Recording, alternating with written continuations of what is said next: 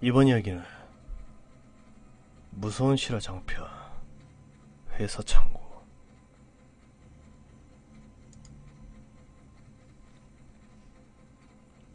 회사가 무역을 하는지라 제품을 몇 달간 보관해야 하는 일이 빈번하게 있더군요. 그래서 회사에서 가까우면서도 한 달 내지 2달 정도 물건만 재워둘 물류창고 장소를 찾게 됐죠. 저하고 부장은 다른 일은 하지 않아도 되니 일단 물류창고를 찾아오란 오더를 받아서 창고를 찾기를 했습니다만 부동산 검색, 벼룩시장, 일간지 검색 등을 했음에도 마땅한 장소가 없어서 당시 애를 먹고 있었습니다. 그날도 한창 돌아다니며 장소를 보고 나오던 길에 하도 더워서 부장님이랑 조그마한 슈퍼에서 아이스크림 빨다가 이 동네에 괜찮은 창고 건물 없냐고 믿져야 본전인 듯 물어보았습니다. 그러자 슈퍼 아주머니께서 사람이 상주하지 않고 물건만 갖다 놓는 거냐고 몇 번이나 확인하시더니 여기 밑에 첫 번째 골목에서 우회전해서 내려가서 교차로 나오며 두 번째 집에 창고가 하나 있다고 가르쳐 주시더군요.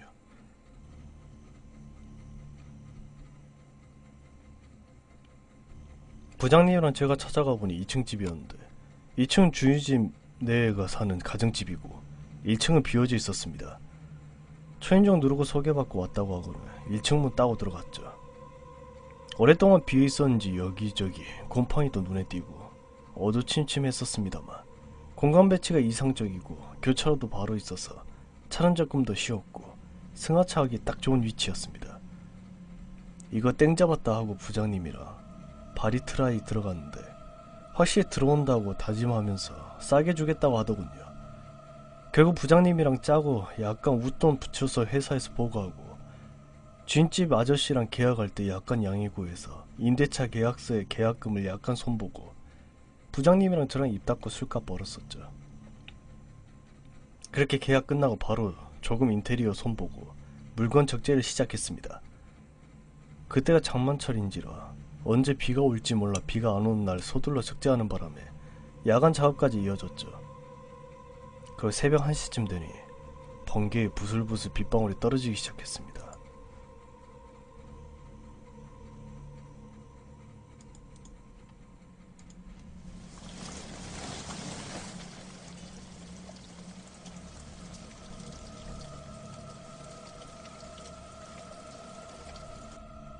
그러다 막참 12시 이후에 먹는 새벽참을 먹자고 해서 족발이랑 소주 한 잔을 먹기 시작했는데 술이 잘 들어가더만요. 새에서 족발과 소주 푸짐하게 먹고 나니 제법 비가 쏟아지더군요. 비가 너무 와서 더 이상 일은 못할 것 같아 화물차 운전수에게 전화를 걸어 오늘 일은 끝이라고 바로 돌아가시라고 했죠. 아무튼 새벽 2시가 넘어갈 무렵에까지 셋이서 빗소리 총등소리 들으며 남은 족발을 먹고 있었는데 술이 들어가니 소변이 마렵더라고요. 화장실 가려면 입구 돌아서 집 뒤쪽으로 가야 되는지라 비도 맞아야 되고 귀찮아서 참고 또 참았다가 결국 도저히 안 돼서 후다닥 화장실 뛰어갔습니다. 근데 화장실에 불이 안 들어오더군요. 에이 씨발, 욕짓거리 날리며 담배 한 대 피워물고 그 조그마한 불빛을 벗삼아 시원하게 소변을 보는데 갑자기 번개가 치더라고요.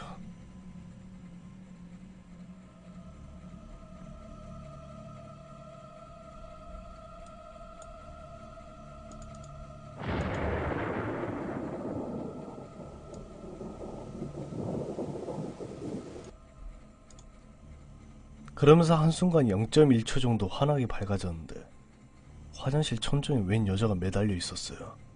절 째려보면서.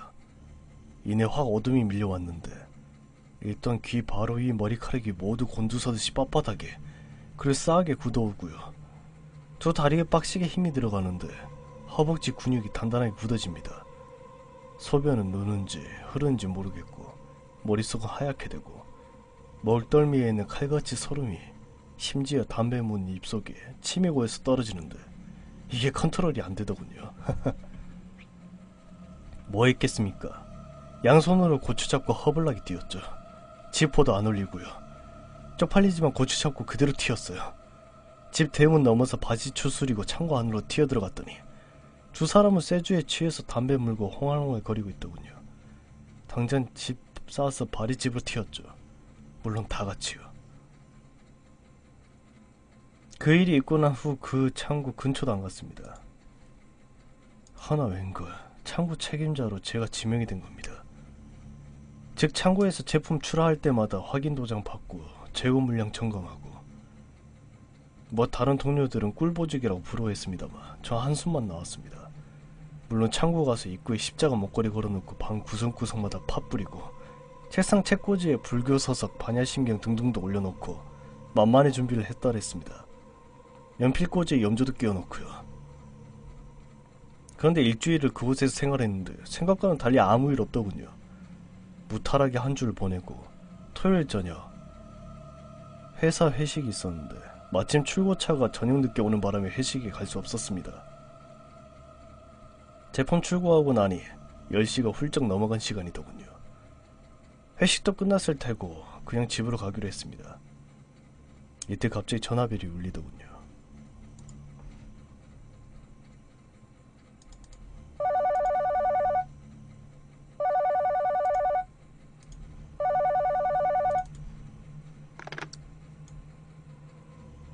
깜짝 놀라 수화기를 들었는데 신호음만. 이런 소리가 나더군요. 아씨 장난 전화인가? 확 끊어버렸는데 다시 전화가 또 울리더라고요.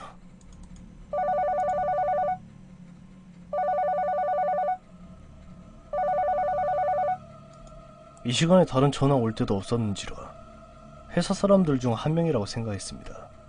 아니면 제품 출고 문제 때문에 전화한 거라고 생각했죠. 그래 또 수화기를 들었는데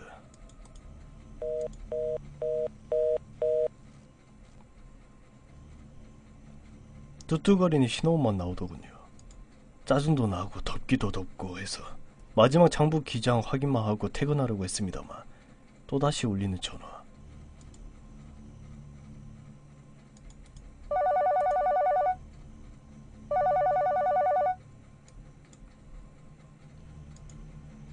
이번에 사람 음성이 들리더군요. 8시에 출고한 차량인데 중요한 손지갑을 창고에 두고 나왔네요. 11시 반 정도에 도착할 것 같으니까 조금만 기다려주세요. 이렇게 하도 부탁하는 데다가 11시 반까지 한 1시간 정도 남았고 해서 알았다고 끊었습니다. 그리고 지갑을 잠시 찾아봤는데 찾을 수가 없었습니다. 운전사를 기다리면서 의자 2개에 나란히 놓고서는 2다리 쭉 펴고 게임을 하기 시작했죠. 그러다가 터치펜을 놓았는데 펜이 또르르 구르더니 책상 뒤쪽으로 살짝 들어갔습니다. 책상을 미치고 펜을 주워드는데 웬걸 전화기 코드가 빠져있더군요. 아까 8시에 출고할 때 사람이 많아서 책상을 뒤쪽으로 옮겼을 때 책상 다리에 전화선이 걸린 모양이었습니다. 전화기 코드 꺾고 수화기 들어보니 신호음이 잡히대요. 전 속으로 한동안 전화 안 됐었구나 하다가 문득 조금 전 전화가 온 걸 기억하고는 소름이 쫙 끼쳤습니다. 아까 전화상으로는 분명 8시 그 출고차 운전사인 것 같은데 어떻게 통화가 됐나 싶었죠. 마침 장부 기자 하던 중이라 장부를 열어보니 전화번호가 있더군요. 핸드폰으로 전화를 해보니 받더라고요. 그래서 아까 이야기를 했더니 무슨 말이냐 그런 적 없다고 딱 잘라 말하더군요. 제가 혹시나 잘못 들었나 해서 오늘 출고된 차량 3대에 모두 연락처로 전화를 해보니 그런 일이 없다고 합니다. 여긴 참고로 전화번호 적혀있는 간판도 아니고 임시로 개통된 전화라 번호 알고 있는 사람도 극소수인데 일단 빨리 벗어나야겠다고 허겁지겁 셔터를 내렸는데 뒤에서 누군가 부르더군요. 회사 동료 2명인데 1명은 술이 떡이 돼있고 부축한 옆 동료가 하는 말이 술이 약한 놈이 주는 대로 받아먹어서 이렇게 됐다고. 집이 반대로 인사불성된 놈 택시 태우기도 그렇고 마침 가까워서 여기로 데리고 왔다고 사람을 붙잡더군요. 그래서 일단 취한 놈을 창고 뒷간에 쪽방에 뉘었죠. 이 쪽방 창문 너머로 그 문제의 화장실이 있습니다. 창문을 단단히 걸어 잠궈 놨는데 이놈이 더 죽겠다고 창문을 왜 걸어 잠궈 놓냐고 하면서 열었습니다.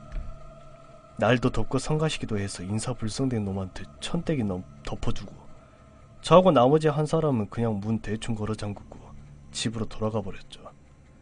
괜한 찜찜한 기분에 같이 있을 수도 없고 별 탈이야 있겠냐 하는 생각에 물론 메모 남겨서 책상 위에 열쇠 있고 자고 나서 정신 차리면 문단속 잘하고 집에 바로 가라고 써놓았죠. 열쇠는 월요일 아침 회사서 받았구만 하면서 말이죠. 그렇게 나가던 시간이 10시 50분이었습니다. 토요일 주말이 개떡같이 지나간 순간이었죠. 다음날엔 일요일. 하루 종일 집에서 뒹굴거리고 있는데 저녁 7시쯤이었나 핸드폰이 울려대더군요.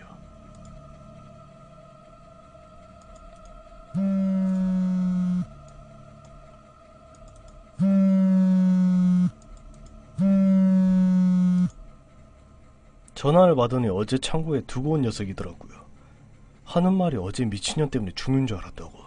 정신없이 축 처져 있는데 누가 머리카락을 잡아당기더랍니다. 참고로 이 녀석 머리가 좀 장발입니다만 처음엔 귀찮아서 누가 장난치는 줄 알고 욕을 주절주절 해댔는데 그래도 계속 당겨서 나중에 아프더랍니다. 결국에 야이 개새끼야! 하면서 욕하며 그 치중에 일어났는데 창문 밖에서 머리 산발한 미친 여자가 자리 머리카락을 잡고 마구 당기더랍니다. 욕을 하면서 마구 주먹을 휘둘렀는데도 놔주지도 않고 마구 당기더래요. 나중에 머리가 창문을 넘어갈 정도였는데 이놈이 화가 나서 그 여자를 죽이겠다 창문을 뛰어넘어갔다고 합니다. 그러다가 엎어져 다시 일어났더니 속이 울렁거려서 마구 오바이트를 했답니다. 시원하게 해결하고 나니 약간 정신이 돌아서 주위를 두리번거리니 그 미친 여자가 안 보이더래요. 술도 조금 깨고 주위를 환기시켜보니 창고인지라 그때 제 메모 확인하고 문 다시 잠그고 택시 타고 집에 갔다고 합니다. 그러면서 저보고 그 집 위층에 미친년 살고 있느냐고 묻는 겁니다. 사실 그 집 외아들밖에 없거든요. 혹시나 해서 몇 시쯤이었냐고 물었더니 그 집에 도착하니 대충 12시 정도 됐다라고 하더군요. 창고에서 그 후배 집까지 한 30분 정도 걸리니 대충 보니 11시 반이었던 것 같네요. 그 말이 정말 살떨리더군요. 끊어진 전화가 울리고 약속도 없는 사람이 11시 30분쯤에 오겠다고 했던 게 기억났어요. 그 이야기 듣고 잠자는데 여하튼 그날 꿈자리도 황당했고 월요일 출근해서 열쇠 받았는데 아무것도 모르는 그 직원은 아직 분이 안 풀리는지 씩씩거렸고요. 그 말 듣고 나니 대낮에도 창고 가기 싫더라고요. 그래도 일은 일인지라 다시 창고 갈 때 프린터로 관세음 보살님 전신상 인터넷에서 찾아서 출력해서 갔죠. 창문 위쪽에 프린터된 관세음 보살님 전신상 풀로 딱 붙여놓았죠. 아끼 오지 말라고. 이렇게 하니 한동안 화장실 가도 괜찮고 아무 일 없이 보냈습니다. 날이 어두워지면 칼퇴근은 기본이었죠. 그런데 회사에서 제가 탱자 꿀보직 얻었다는 소문이 나면서 평소 친분이 있던 지인들이 하나 둘씩 놀러오기 시작했습니다. 영업 나와서 개기고 제가 있는 창고로 와서 번에 불 피워놓고 라면 끓여 먹고 노가리 까면서 놀았죠. 그러다가 가끔씩 창문 위쪽에 걸려있는 관세음 보살님 그 그림을 보며 한마디씩 하고 그랬습니다. 아무튼 제가 그날은 곧발이 땡겼는지 곧발이란 술이 조금 얼큰하게 올랐다는 표현입니다. 여기 귀신 이야기를 해드렸습니다. 다들 웃어 넘기더만요. 역시 술이 들어가니 소변이 마려운지 하나 둘씩 화장실 들락날락거렸습니다. 그때가 저녁 9시쯤이었죠. 회사 다들 퇴근하고 창고에 놀러와서 주물럭에 쇠주 한잔 하던 중이었습니다. 근데 한참 오징어 다리 하나 찢고 있는데 갑자기 하는 비명소리가 들리는 겁니다. 화장실 쪽에서 놀라 우르르 달려갔죠. 그때 4명이었는데 가장 나이 어린 막내가 뒤로 자빠져 있는 겁니다. 전 사람이 기절한 모습을 거기서 처음 봤어요. 뺨 때리고 깨어서 데리고 창고로 데리고 왔는데 황소만한 덩치인 이 친구가 막 우는 겁니다. 겁은 무지 많아가지고. 그리고 하는 말이 소변이 너무 마려워서 참고 참았다가 가서 정말 시원하게 소변을 봤답니다. 그러다가 마무리로 3번 털고 남자들은 이해할 것입니다. 그렇게 3번 털고 지퍼를 잠그려고 고개를 숙이는 순간 화장실 변기 안에서 웬 여자가 째려보더라는 겁니다. 덩치는 산만한 게 겁은 무지 많은 이 친구는 거기에서 비명 지르고 나가 떨어진 거고요. 이 사건이 회자되면서 여긴 귀신 나오는 창고로 회사에 소문이 사자히 퍼졌고 호기심에 창고에 들르는 회사원이 있을 정도 되어버렸습니다. 상황이 그러니 제 고참은 안되겠다 했는지 회사에 건의했다가 욕만 무지하게 먹고는 짜증나서 창고 주인째 그 건물 2층에 살고 있는 그 아저씨를 불러다가 마구 닥달을 했습니다. 그런데도 주인집 아저씨 요즘 세상에 무슨 귀신이냐고 황당해해야 정상인데 이상하게 아무런 말씀도 못하시더군요.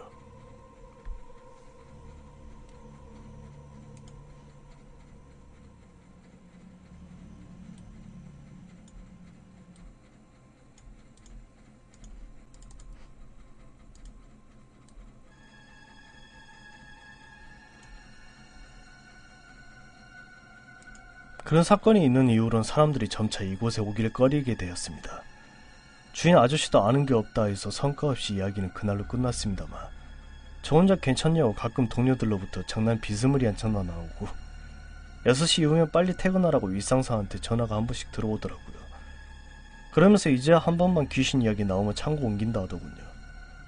아무튼 그날도 동네 슈퍼에서 쭈쭈바 하나 사서 빨고 내려오는데 맞은편 4차선 도로로 대각선 구이집 2층에 누가 이삿짐 센터 사다리 차량을 걸어놓고 이삿짐을 부리고 있었습니다. 전 신경 안 쓰고 창고에 들어가 켬 켜놓고 게임을 했습니다. 사실 귀신만 없으면 한량 꿀보직인데 그러다가 게임도 질리고 덥고 해서 창고 밖으로 나와보니 창고와 건물 1층 가방 공장 겸 가게에서 일하는 아주머니 2분이 가게 앞에서 이야기하는 소리가 들렸습니다. 마침 맞은편 건물에서 이사오는 사람에 대한 거였습니다. 영화하기 신들린 무당이라네요. 나중에 점 한번 보러 갈까 하고 생각했더랬죠. 이틀째 되던 날 아침에 회사에 출근해서 출근표 찍고 창고로 갔죠. 새벽 출고 없으면 창고에 도착하면 9시 정도? 셔터문 열려고 열쇠 딸려 고개를 숙이는데 발에 뭔가 밟히는 게 보였습니다. 뭐야 이게 하며 보니 왕소금을 누가 허옇게 쏟아놓은 겁니다. 어느 놈이 소금 들고 가다가 쏟았나 했는데 웬걸 주인집 대문에서부터 창고까지 길게 쏟아놓았다만요. 어디 소독했나? 웬 소금? 하는데 저희 창고 건물만 소금이 쏟아놓았죠. 뭐 해롭지도 않고 녹아 없어질 건데 하고 그땐 대수롭지 않게 생각했습니다.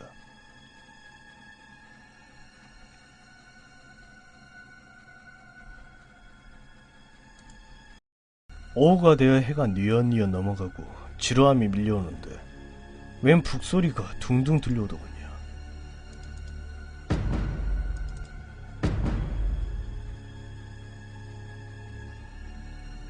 제가 일전에 드럼을 조금 쳤기 때문에 요게 드럼 소리인지 북소리인지 금방 구분합니다만 북소리였습니다. 고개를 삐쭉 빼는 분이 맞은편 2층 무당집에서 북소리가 들려왔습니다. 국거리 하나보다 했죠. 다시 책상에 앉아 게임이나 하고 혼자 심심해하는데 갑자기 한 60대 초반 정도로 보이는 할머니 한 분이 창고 안으로 쑥 들어오시더군요.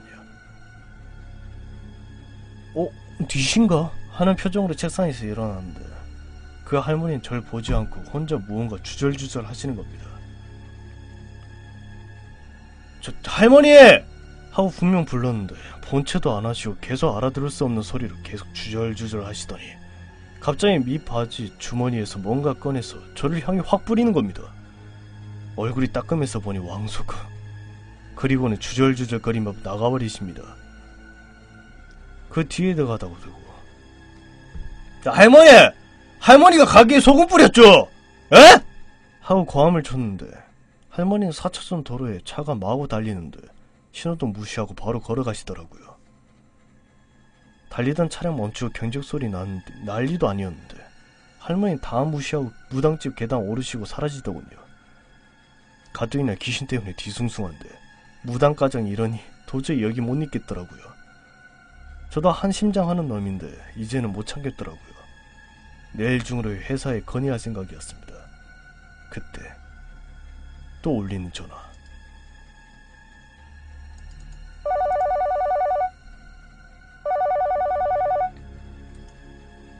후딱 받아보니 저녁에 부산에서 입고 차량 온다는 소리.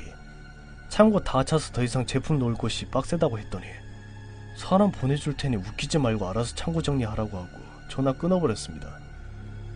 할 수 없이 쫑빵 쪽으로 제품을 옮기기 시작했죠. 혼자 그러고 있는데 얼마 후 멀때같이 키 큰 친구 하나 들어옵니다.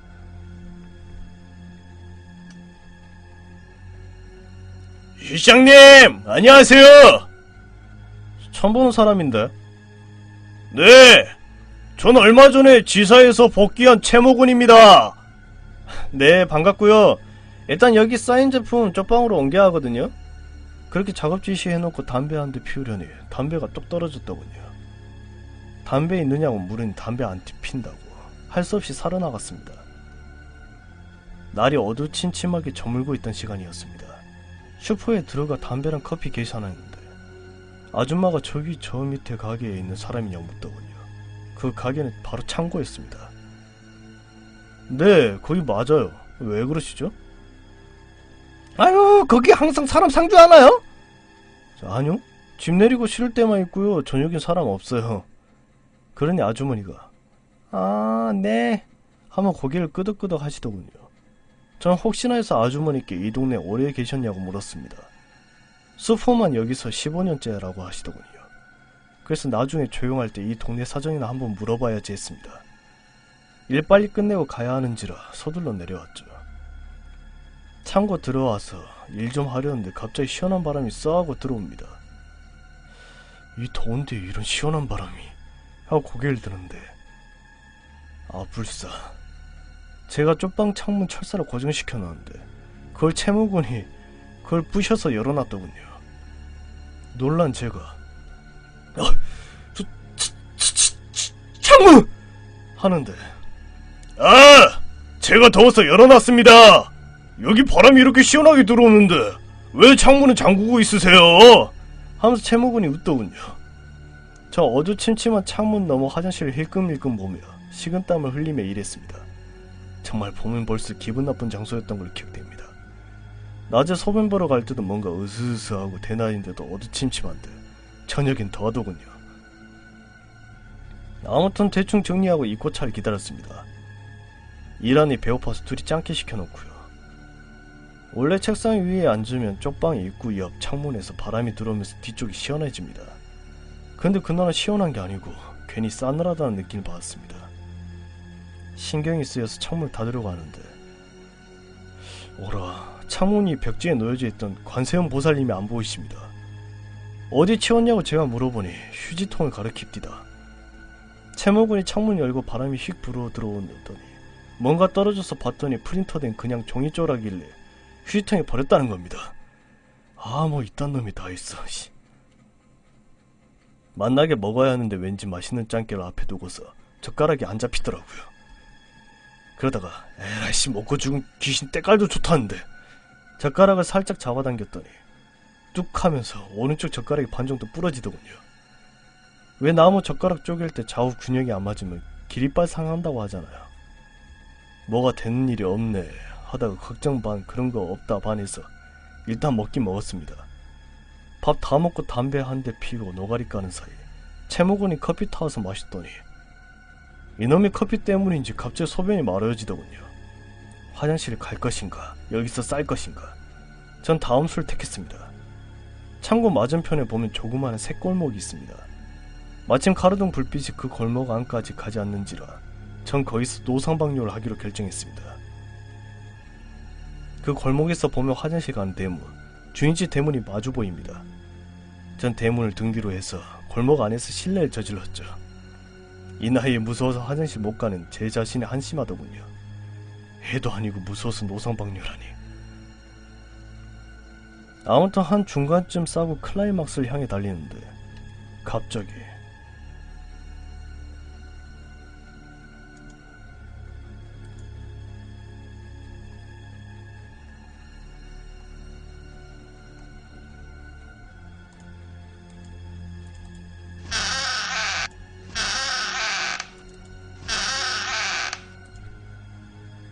문인가 쇳소리인가 흡사 쇠 갈리는 소리 같기도 하고 나무 삐익거리는 그런 소리가 들립니다.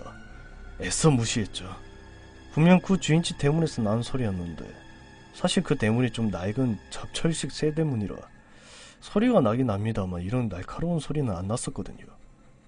다리가 후들후들 거리는데 소리는 계속 납디다. 삐걱거리면서. 소변 다 봤으니 이제 나오면 되는데 나오려면 몸을 돌려야 되는데 그게 정말 싫었습니다. 그렇다고 뒷걸음치기도 그렇고. 결국 아이 씨발 하면서 몸을 180도 회전했습니다. 문이 열렸는지 흔들흔들거리더군요. 에이, 문이 열렸었네. 최모군이 화장실 갔다가 문을 안 닫았나? 하면서 안도했죠. 그런데 뭔가 어렴풋한 곳에 시선이 모아졌습니다. 딱 눈에 그 집 대문 손잡이, 둥근 철판 그쪽에 눈이 들어옵디다. 아 씨발, 그건 손이었습니다. 그것도 하얀 손. 다 보이는 것도 아니고요. 왜 안쪽에서 손등 부분까지만 살짝 나오게 해서 문고리 잡는 거, 그런 거 있죠. 아무튼 그런 게 문고리 잡고 문을 흔들고 있었던 거예요. 눈물이 나더군요. 오금이 저리더라고요. 저 분명 봤습니다. 손을요. 분칠하다 하얗게 보였고요.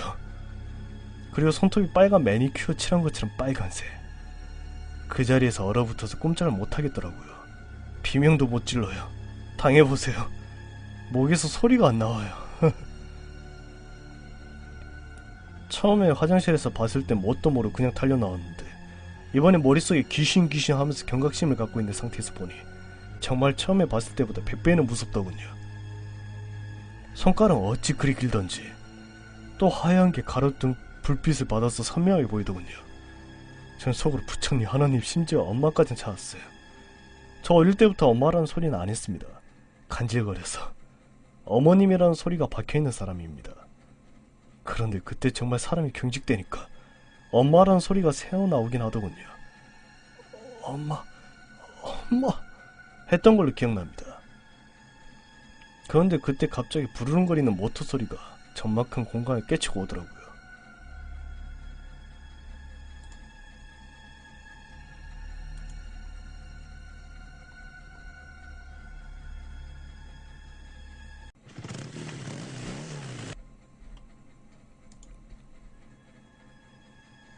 오토바이 불빛이 눈에 들어오니 갑자기 하얀 손은 문 안으로 쏙 들어갔고요. 보니까 그 집 앞에 소형 오토바이, 택배 아저씨들이 많이 모는 그런 기종 한 대가 서 있는 겁니다. 주인집 아저씨였죠. 순간 다리에 힘이 풀렸습니다. 갑자기 쓰러지듯이 주저앉게 되더군요. 컨트롤이 안 됐습니다. 그냥 풀썩이라는 표현이 맞을 정도로 다리에 힘이 실리지 않아 주저앉아 버렸습니다. 주인집 아저씨가 오토바이 안으로 들여놓고 들어가실 때까지 멍하니 앉아있다가 골목 안으로 가다시피 해서 나왔습니다. 전 모든 힘을 다리에 모아 창고로 갔습니다. 창고엔 채모군이 홀로 앉아있더군요. 야! 창문 닫아 빨리! 저도 모르게 얼떨결에 고함을 쳤습니다. 목소리가 매우 컸었죠. 채모군이 어리둥절한 표정을 짓더군요.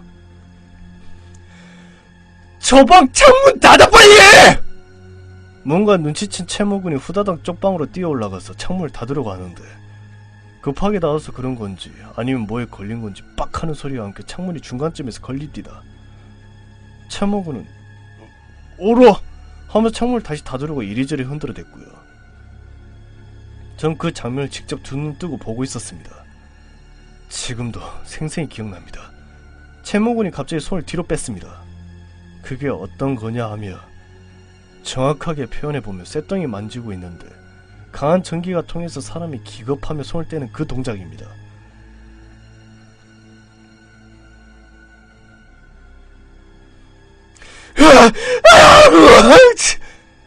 이게 비명인지 뭔지는 모르디다.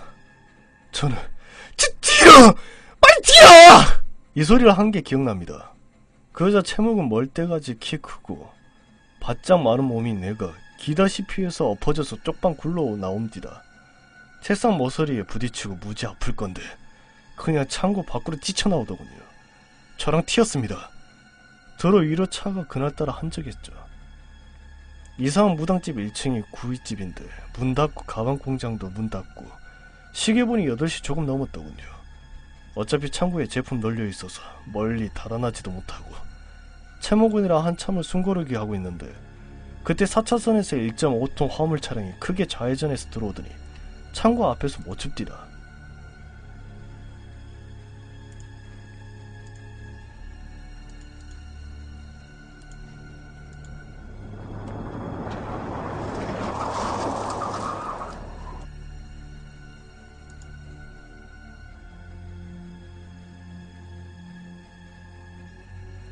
거기서 운전사 아저씨가 내리더니 창문 안으로 불쑥 들어가더라고요. 아무도 없어요! 하는 소리가 들리니 채모군이 저를 흘낏 보더군요. 어찌 할런지 명령을 내려달라는 듯이 결국 들어가자 해서 둘이 들어갔습니다. 저 어디서 오셨죠? 부산이요. 물건 빨리 내리죠. 채용과 했던 그 하역 작업이 그 시간이 무지하게 길게 느껴졌던 것 같습니다. 아씨도 있었던지라 전 크게 노래 부르며 쪽방 위쪽으로 올라갔습니다. 채목은 일하다 말고 저를 보더군요. 전 발로 반쯤 닫힌 창문을 들고 찼습니다. 덜컹거리면서 창문이 흔들리더라고요. 창문 깨려고 찬 게 아니라 창문 틈이 샤시에 끼었을까봐 찬 겁니다. 그런 다음에 창문을 닫으니 차르륵 하면서 잘 닫히더라고요. 전 주위를 둘러다보니 제품 묶던 노끈을 주워서 창문 잠금 장치부터 꼼꼼히 묶었습니다. 마지막으로 창문 흔들어보고 확인을 하며 하역 작업 마치고 사인 받고 화물차 출발하는 거 보고 뒤돌아서니 채목은 이미 짐 다 챙기고 열쇠 들고 서 있더군요. 볼 거 없이 셔터 내리고 자물쇠 채우고 큰 길로 나와서 마구 달리고 있는데 채목은 실장님! 제 차 저 위에 주차시켜 놓았는데요. 아우씨, 진작 말하지. 저희는 창고 쪽으로 가지 않고 주위를 빙 둘러서 채목은 자동차로 갔습니다. 채목은 한마디도 안 하더군요. 저도 마찬가지고. 차 있는 데로 와서 채목은 보고 잘 가라고 했습니다. 그러니 채목은 차 시동 걸더니 고개를 빼고 집이 어디냐고 일단 타시라고 하더군요. 알았다고 하고 차를 타고 번잡한 곳으로 나왔죠.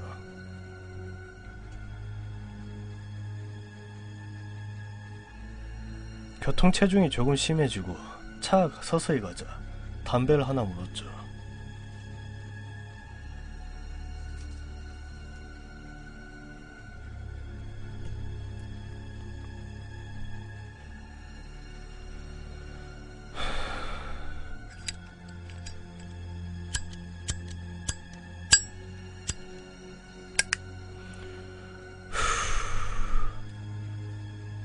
야, 봤냐 그년?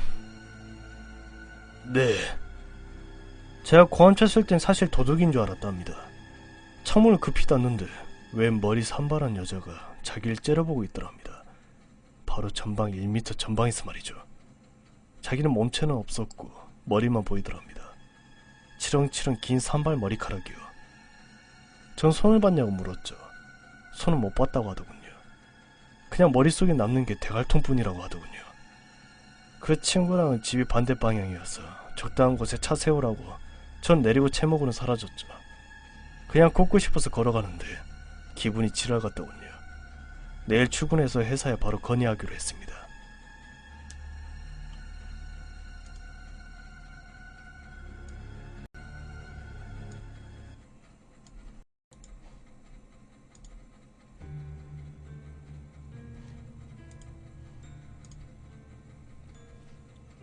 채무고 사건 이후 전 절대 창고로 가지 않겠다고 다짐했습니다. 회사에 건의도 했고요. 물론 좋은 소리는 못 들었지만 워낙 소문이 나돌아서 회사에서도 무시할 수 없는 듯 했습니다. 이후 처음에 그 부장님이랑 저는 다시 다른 장소 물색에 들어갔습니다. 대신 그 창고에는 아무것도 모르는 신입사원 둘 못 박아놨죠. 아무것도 모르고 둘이 꿀보직 맡았다고 좋아들 하더군요. 애들한테 간단한 인수인계 마치고 부장이랑 길을 나서면서 먼저 갔던 그 슈퍼에 들렀습니다. 오전 시간이고 동네 슈퍼라 한산하더군요. 전 인사하고 담배와 음료수 몇 개를 사면서 말을 붙였습니다. 아주머니! 저 아시죠? 아주머니 저를 회의끝 한번 보시더니 고개를 갸웃하십니다. 저 밑에 그 집에. 네! 저 혹시나 해서 말씀드리는데 저 집에 대해 혹 아시는 어떤 이야기로 소문 없어요? 왜 그러시는데요? 무슨 일이 있었어요? 네, 좋지 않은 일이 있어서 집 옮기려고요. 네, 그럴 줄 알았지. 이번에도 한 달을 못 넘기네. 네? 무슨 말씀이신지. 그치? 귀신 나오는 집이라고 아는 사람 다 알아요. 몇 년 전에 사람 죽은 집이라. 아주머니 말로는 원래 여기 골목이 몇 년 전까지만 해도 방석집 거리였답니다. 방석집 아시죠? 하여튼 주잡기. 술과 몸주로 손님을 호객하고 술가를 받는 행위. 그런 주잡기가 있는 좀 많이 안 좋은 동네였다고 하네요. 아무튼 저희가 있던 그 창고 건물이 바로 방석집이었는데 그 집에 방석집 아가씨 하나가 죽어서 경찰이 오고 살인인지 자살인지 뭐라고 하더니 조금 지나 잠잠해졌다고 합니다. 그런데 이후로 갑자기 여기 방석집 하나둘 문을 닫더니 지금은 아예 없어졌다고 하네요. 제가 알고 있는 바로는 그 시점에서 여기 청장 바뀌고 청장이 거리 집중 단속했다고는 알고 있습니다. 아무튼 2층 주인집 아저씨는 방이 비니 1층에 새를 놨는데 새 들어오는 족적 한 달을 못 버티고 나가더랍니다. 미용실, 조립 컴퓨터집, 비디오 대여점 등등 우리가 들어오기 전까지 한 반년 정도 비어 있었다고 하더군요. 그 말에 부장님은 화가 단단히 나서 왜 그 이야기 이제서 하냐고 따졌습니다. 그러자 아주머니는 멋쩍어 하시면서 그 집 주인이 새 안 들어온다고 하소연해서 도와줄 거라고 하던 그런 건데 사실 귀신 나오는 집이라고 어떻게 이야기하냐고 하대요. 요즘 세상에 누가 믿냐고. 그 말이 맞기는 한데 저흰 진짜 봤거든요. 귀신을. 그리고 막 슈퍼문을 나서는데 아주머니가 저 주인 아저씨가 잘 알고 계실 건데 집 뺄 거면 한번 물어보세요. 하더이다. 그날 부장님이랑 주위 창구 건물 보며 돌아다니다 6시쯤 창고로 갔습니다. 신입 직원 둘이 걱정됐어요. 창고에 들어가니 둘이 완전 놀라더군요. 벌떡 일어서는 폼이 뭐 하나 들키네 마냥. 너가리 좀 까다가 저녁 8시가 다 되어가길래 주인집 아저씨한테 창고 다시 내놓는다고 이야기하려고 좀 기다렸습니다. 조금 있으니 역시 오토바이 소리가 들리더군요. 저희는 아저씨를 창고에 불렀습니다. 창고 뺀다고 하니 화를 내더군요. 들어온 지 며칠 됐다고 이러냐고. 저희는 기다렸다는 듯이 말했습니다. 귀신 이야기며 슈퍼에서 들었다, 사람 죽었다 등등. 그렇게 따지고 보더니 아저씨가 결국 자리에 풀썩 주저앉으며 천념하신 듯 표정으로 이야기 시작했습니다. 저희는 일단 족발에 소주 대령에 넣고 이야기를 들었습니다. 먼저 여기가 방석집이었을 때 이야기였습니다. 방석집이 참 좋지 못한 곳이며 대표적인 곳인 건 아시죠? 그 와중 여기 아가씨 중 참 참하고 맘씨 좋은 아가씨가 있었는데 항상 볼 때마다 인사성이 좋고 어렵고 고통스러운 일을 하면서 늘 웃고 다녔대요. 이 아가씨랑 동고동락하는 언니가 하나가 있었는데 친자매보다 더 서로 위해주고 보듬어주는 언니 동생 하는 사이였다고 합니다. 원래 이런 곳에는 깡패나 건달이 꼬이게 되는데 행패 부리고 돈 뜯고 하는 건달이 이 동생과 좋아하는 사이가 됐더랬습니다. 비록 서로 좋지 못한 일을 하고 있었지만 결혼 약속까지 했더라고 하더군요. 저는 결실대로 주위에서도 응원했다고 합니다. 그런데 어느 날 그 동생이 화장실 앞 보일러 앞에서 피를 엄청 많이 토한 채로 시체로 발견됐답니다. 경찰이 오고 가고 난리가 났죠. 언니라는 사람도 울고불고 서러워하고 그 결혼할 남자도 한 말을 잃은 듯한 표정이었다고 하더군요. 사인은 녹양인가 독극물을 마시고 죽었다는데 자살인가 했더라고 하더군요. 그 이후로 어찌해서 방석집은 폐쇄됐고요. 몇 번인가 경찰이 왔다 가는데 그때 주인 아저씨들은 바로 언니라는 사람의 통장으로 그 죽은 동생의 돈 5천만 원이 입금돼서 그 경찰이 그 언니를 찾고 있었다고 합니다. 그래 몇 개월 뒤 경찰이 다시 찾아왔는데 사건은 마무리되었고 범인이 잡혔다고 하더군요. 알고 보니 언니와 건달이 짜고 그 동생 돈을 목적으로 사기치고 죽인 거였다고 하더군요. 처음엔 그 동생과 건달이 정말 사이가 좋았는데 언니란 사람이 동생 돈 좀 모아놓은 게 많다고 꼬드기면서 두 사람이 살인 공모를 했나고 봅니다. 우선 건달이 동생과 결혼할 생각이라고 거짓부렁을 해놓고 결혼 자금이라고 그리 고생해서 모은 돈 받아놓고서는 아침에 주스에 농약인가 쥐약인가 잘 모르겠지만 독극물을 타서 먹였다고 하더군요.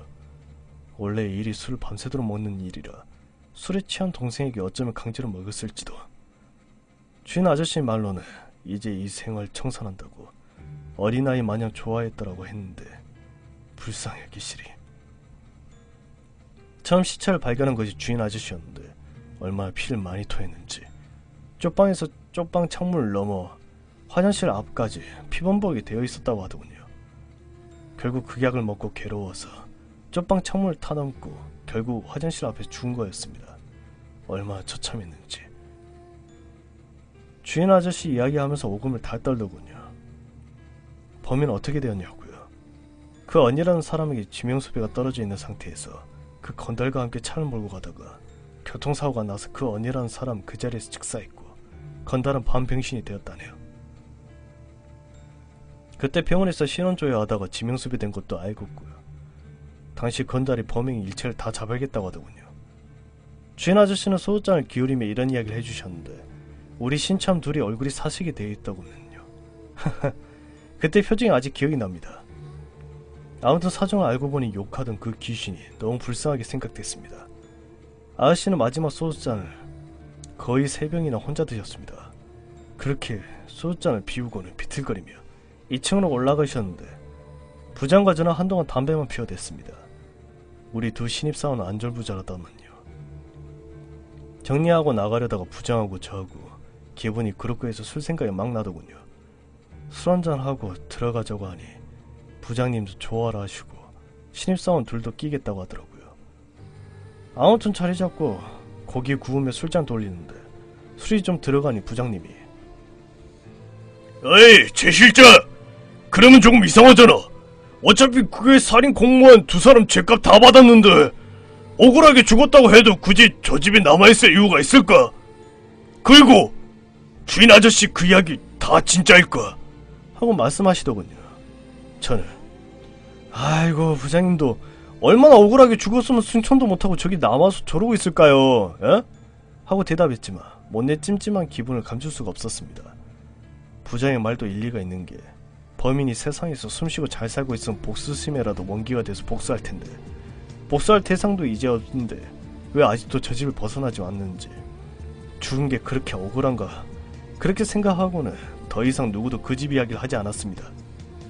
다음날 모든 내막을 아는 우리 두 신입사원은 얼굴이 사색이 되어서 창고로 갔고 저하고 부장님 다시 창고 물색하러 돌아다녔습니다. 그런데 한참 땀을 뻘뻘 흘리며 돌아다니는데 그 창고 신입사원 중 한 명이 전화를 걸어서는 창고 난리 났다고 빨리 와보시라고 격앙된 목소리를 난리치더군요. 놀라 시계를 보니 오후 3시 정도였는데 대낮에 절마들이 귀신을 만나 했습니다. 전화기 너머는 이상하고 요란한 소리가 마구 들려왔는데 뭔 일이냐고 묻기도 전에 전화가 끊기더군요. 부장님하고 함께 서둘러 창고로 차를 몰고 갔습니다. 무슨 일이 있나 창고로 들어가지도 한참판이더군요. 꽹가리 소리에 여기저기 팥과 소금 신입사원 둘은 어쩔 줄 몰라 우왕좌 바로 무당 할머니였습니다. 꽹가리 들고 엄청 쳐대더라고요. 부장님은 제가 할머니를 잡아 끄는데 이게 원 힘이 장사 저리 가라더군요. 꼭 무쇠덩이 자꾸 끄는 것 같았습니다. 그 와중에 할머니는 저한테도 저번처럼 소금을 뿌리시고 결국 저하고 부장님은 할머니를 모시고 길 건너 무당집 2층에 올라갔습니다. 내부는 의외로 정갈하고 단촐하더군요. 할머니를 진정시키러 가는데 계속 저를 째려보시면서 이놈아! 해지려면 무슨 짓인 못할까?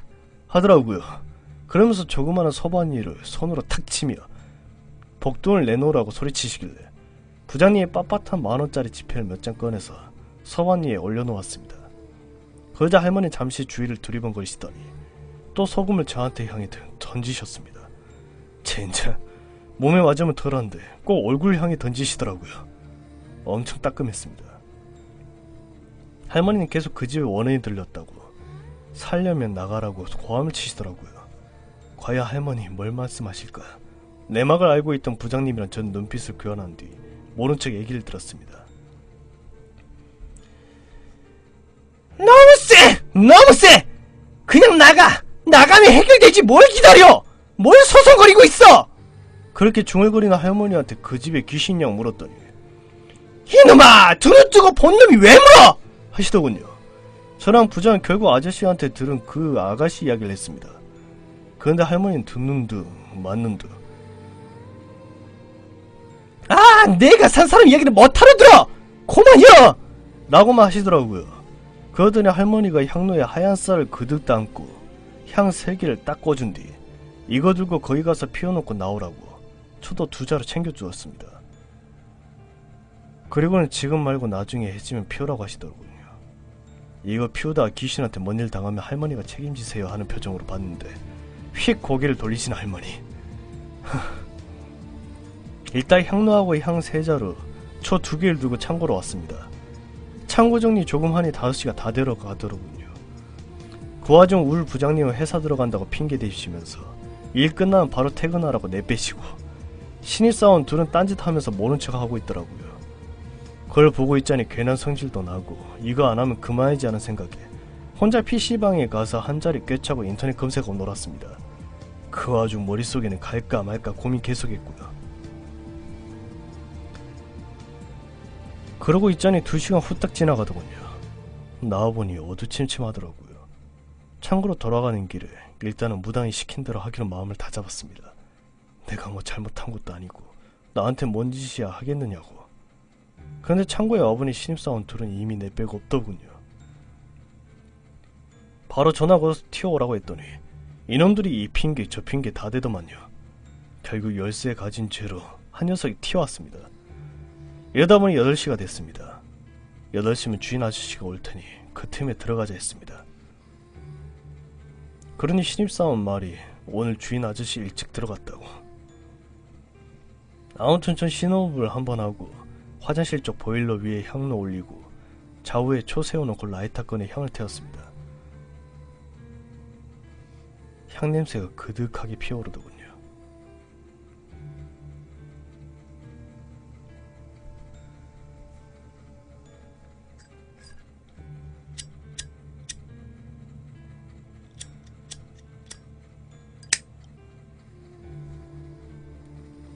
그 와중 신입사원은 부들부들 떨고 앉았고 저도 간이 콩알만해지고 식은땀이 났지만 불쌍하다는 이미지가 먼저 떠올라 그렇게 무섭진 않았습니다. 아무튼 그날은 별일 없이 무당이 시킨 일을 다 마치고 정말 무사히 집으로 돌아갔습니다.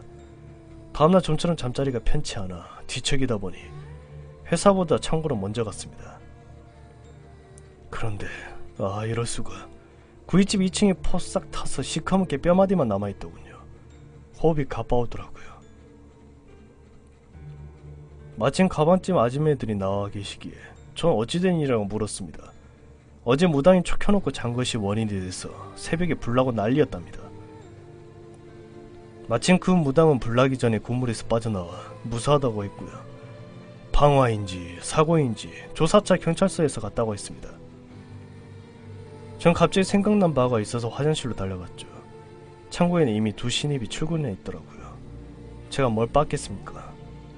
향료라 다 타버린 향 3개의 잔에 거의 못하고 꺼져버린 오른쪽 초. 어째서인지 왼쪽 초는 없더군요. 젠장 기분이 엄청 상큼하더라고요. 거기서 걸어 나오는데 다리가 후덜덜. 보통 타기 시작하면 촌농이 초를 타고 초 받침대에 고이는 게 정상이죠. 실제로 오른쪽 초는 윗부분이 조금 타서 촌농이 제법 흘러내렸더군요. 왼쪽 없어진 초 받침대를 보니 역시 촌농이 흘러내린 것을 보아 제법 탄 상태에서 없어진 것 같더라고요. 너무 무서워서 혹 초가 뒤로 넘어가서 보일러 뒤로 떨어졌나 했는데 무서워서 확인을 못했어요. 또 여기 고양이들이 많거든요. 그나마 거들었나 했죠. 하여튼 뼈대만 남아버린 구이집 2층을 보며 전 그곳에서 서둘러 나와버렸습니다. 그 사건이 있는 후 한동안 창고를 더 멀리 했습니다. 간혹 후배 말로 그 무당 할머니 다 타버린 집안에서 도로변 차 지나가는 거 보고 고함치고 깽가리치고 완전 미쳤다고 하더군요. 아무튼 그 창고에 온 지 한 달이 다 되어갈지 다른 장소를 찾았습니다. 계약했고요. 제품을 옮길 만한 일만 남았습니다. 계약날이 금요일 날이었고 다음 주 토요일날 잡고 화물차를 예약해 놓았습니다. 이제 한시름 놓겠구나 하면서 전 새로운 창고에 그때 채모군이랑 청소를 하기 위해 틈틈이 들렀습니다. 그리고 월요일 저녁에 주인 아저씨께 임대차 계약서 들고 계약 파기하고 보증금 신청하러 갔습니다. 아시죠? 계속 이야기했던 거. 아저씨 8시에 들어오는 거. 시간 맞춰 가서는 창고에서 조금 떨어진 곳에 서성거리고 있었는데 갑자기 대문이 열리면 오토바이가 나오는 겁니다. 아, 주인 아저씨겠구나 전 생각했죠. 그런데 막 아저씨 부르며 뛰어나가려는데 모든 동작이 스톱됐습니다. 그 아저씨 오토바이 아시죠? 퀵서비스 그 오토바이. 뒷좌석에 짐을 실을 수 있도록 만들어 놓은 거. 그 뒷칸에 웬 아가씨가 앉아있는 겁니다. 무릎까지 오는 원피스 스타일에 단정한 생머리가 엉덩이 근처까지 오고 뒷좌석에 다소곳이. 아저씨는 절 못 본 채 시동을 거시고는 아가씨를 태우고 떠나시더군요. 근데 막 달려가는 찰나에 고개를 돌린 그 아가씨와 눈이 마주쳤습니다. 아저씨 뒤에 앉아서 슬며시 올려다보는 돌아보며 웃는 얼굴. 어찌 보면 야싸스럽게 비웃는 듯한 그 표정. 어찌 보면 처절할 정도로 서글프던 그 표정. 아, 정말 지금도 잊을 수 없는 그 표정. 어둠에 묻혀 오토바이가 안 보일 때까지 저 움직일 수 없었습니다.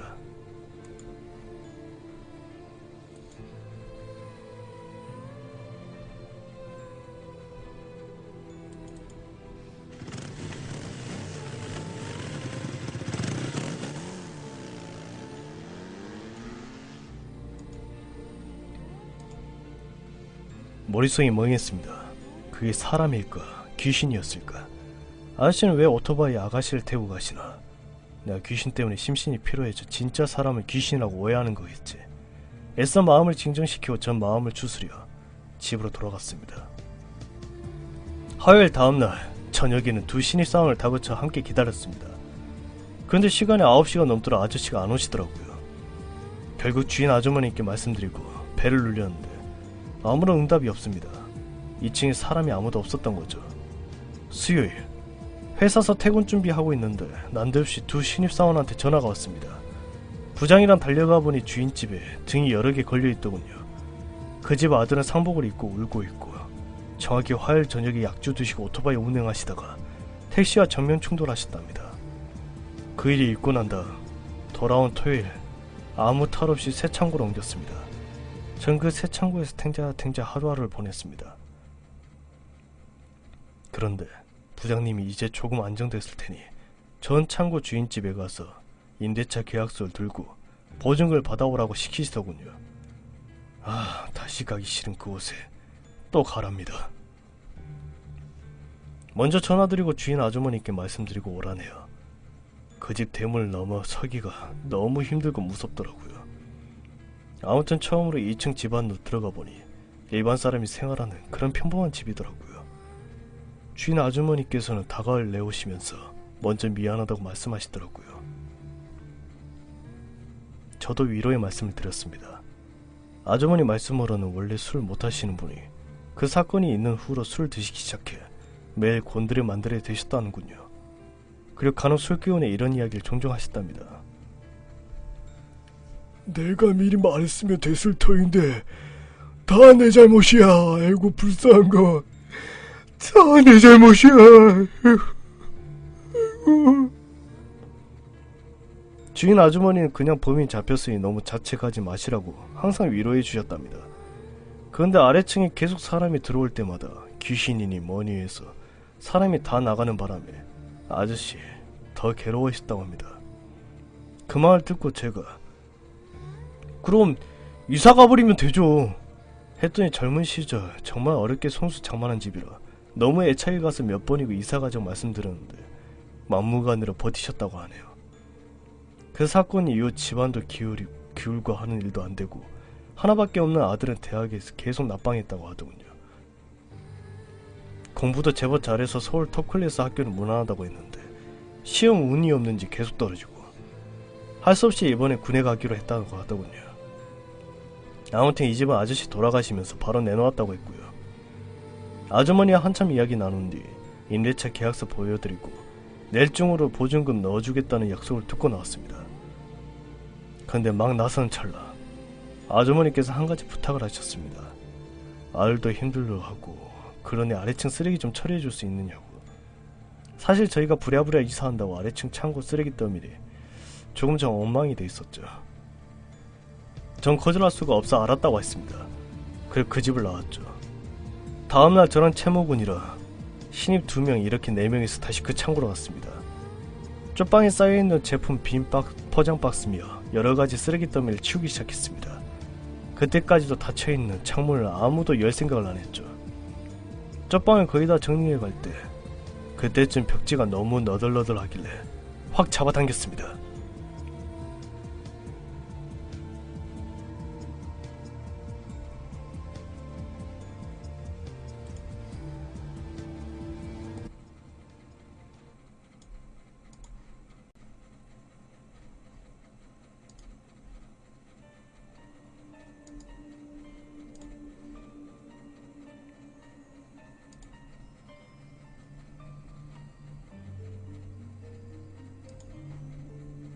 풀칠을 제대로 하지 않은지 창문 쪽까지 벽지가 쫙 벗겨지더군요.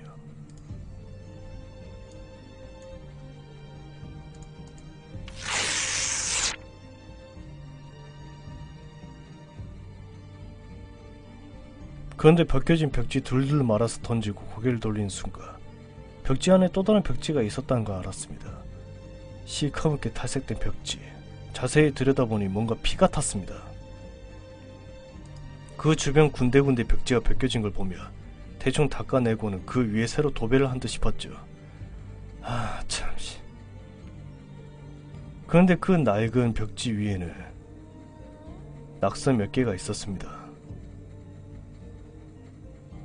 아마 옛날 이곳에서 일하던 애들 낙서 같았습니다. 몇 가지 낙서 중에 시간이 표시된 낙서가 눈에 들어오더라고요. 강현정, 이윤미, 박종호, 10월 001. 참고로 며칠인지 자세히 기억이 안 납니다. 11시 30분 했음. 세 사람 우정이 영원토록 변치 않기를.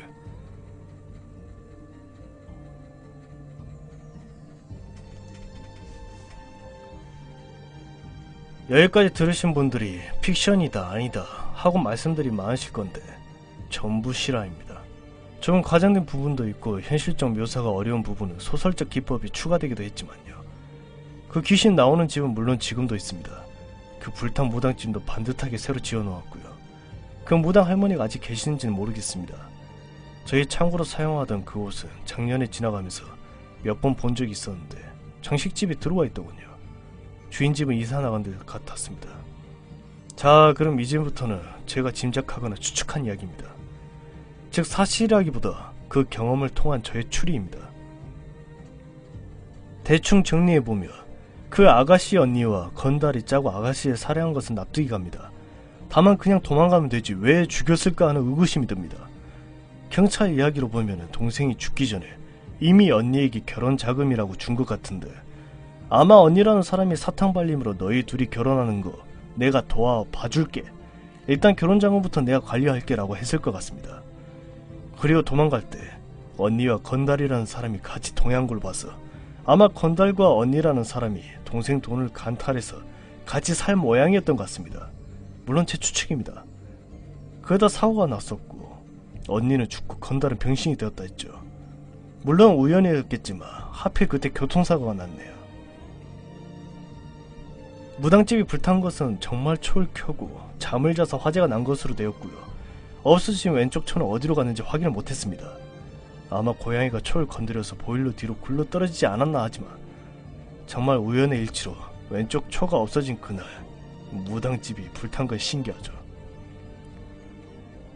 그럼 납득이 안 가는 그 미스테리한 것을 생각해 보겠습니다. 그 창고에서 한 달 동안 귀신을 목격한 것이 저 2번, 막내 1번, 채묵은 1번 이렇게 4번 목격했고요. 힘참 머리 잡아 당겼던 미친 여자는 귀신인지 사람인지 확인이 안 돼서요. 아마 느낌상 귀신이었던 것 같은데 짐작만 할 뿐입니다. 그리고 마지막에 아저씨 오토바이 뒤에 타고 갔던 아가씨는 귀신인지 사람인지 모르겠어요. 제가 물어볼 수가 없었으니까요. 뭐 가족 중에는 없으니 친척이라 할 수도 있고요. 귀신이라기보다는 너무 생생한 전신 모습이라서요. 저랑 눈이 마주쳤던 그 얼굴만 보면 귀신이 아닌 것도 같은데 다만 아저씨가 오토바이를 몰고 갈 때 뒤에 그 정도 무게가 나가는 사람이 실리면 오토바이가 좀 기우뚱하거나 힘이 들어가기 마련인데 그런 게 없이 자연스럽게 수평의 상태로 오토바이가 앞으로 나갔었거든요. 그러니까 정말 귀신을 목격한 것은 제가 총둔치던 날 처음 기절한 막내가 두 번째, 제가 새끼를 소변보다 손본 것이 세 번째, 채목은 머리 본 것이 네 번째 이렇네요. 저 혼자 본 게 아니니 분명 귀신인지 뭔지가 있긴 있는 건데, 그래 처음 전화 코드 뽑힌 상태에서 지갑 찾으러 오겠다는 시간이 11시 30분, 술 취한 신참 머리 당긴 여의 시간대 추측이 11시 30분, 아저씨 교통사고 시간이 11시 30분. 제 추측이건데 그 언니와 건달의 사고 난 시간도 분명히 11시 30분이 아닐까 합니다. 물론 확인이 안 된 사실이지만 마지막 벽지에 낙서한 시간이 11시 30분으로 공통시간대네요. 그리고 100%제 추측이지만 그 애가 그 집에 남아서 주인집을 계속 괴롭히고 꼬이게 만든 건 사실이 아닐까 합니다. 직접 주위집 사람들에게 직접 나타나지는 않았지만 새들어 오는 사람 겁주고 내쫓고 그 집안 안 되게 가세가 기울게 만들고 공부 잘하는 그 집 아들 계속 시험에 떨어지게 만들거든. 정말 만약 그때 오토바이 뒤에 타고 있던 애가 그 애라면 왜 진집 아저씨를 데려갔을까요? 아마 주인 아주머니 말씀들을 통해 대충 유추해보며 그 살인사건이 나던 날 그 아가씨가 살해야 될 것을 주인 아저씨는 어떻게 된 것인지 알고 있었을 가능성이 높습니다. 언니와 건달이 사건 공모하는 것을 우연히 들었을 수도 있고요. 범의 현장을 목격할 수도 있고 뭐 알 수는 없지만 분명 그 무언가가 있었을 겁니다. 아니면 정말 뒷돈 받고 알고도 모른 채 있을 수도 있고요. 그렇다면 진집 아저씨도 살인 공모자가 되는 것이지만 그 정도까지는 아닐 것 같고 우연히 사건 내막을 알게 되었는데 모른 척 했거나 대수롭지 않게 생각했다거나 둘 중 하나인 것 같습니다. 그 애가 그래도 그 집에 남아서 진집을 괴롭힌 걸 보면 더한 강도에 무슨 일이 있지 않았나 싶기도 하고요. 물론 저는 알 길이 없지만 아니면 다 우연이고 교통사고도 다 우연, 무당집 불탄 것도 우연. 하지만 우연이 너무 많네요. 귀신 본 4명도 동시에 헛것을 봤다니. 제가 보기엔 무당 할머니가 자꾸 방해하는 바람에 다급해진 그 애가 마지막 결심을 하고 주인 아저씨를 데리고 갔다, 그렇게 생각할 수밖에 없네요. 여하튼 그의 여름은 그렇게 지나갔습니다. 길고 변변찮은 이야기 읽어주셔서 감사합니다. 회사 창고 이야기는 여기서 마치겠습니다. 출처 짱공의 빡셔네님의 이야기입니다.